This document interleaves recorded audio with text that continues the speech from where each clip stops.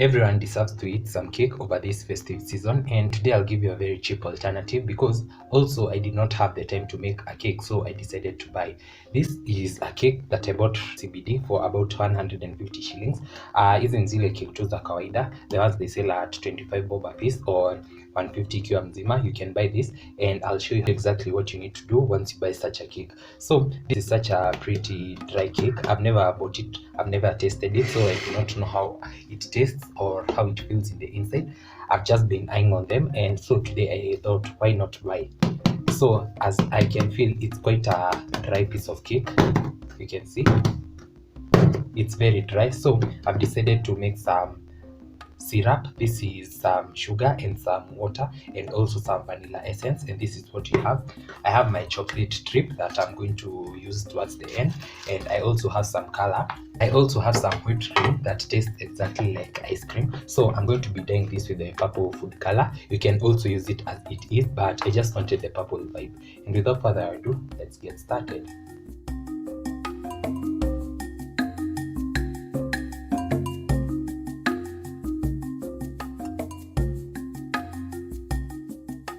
So I have the whipped cream recipe on my channel. You can check it out. I posted a few days ago.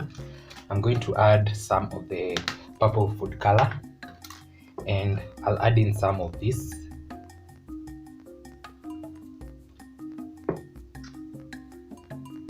Then I want everything just purple. So I'm going to dye my whipped cream yote yote. Then I'm going to beat this, and then we can start frosting our cake.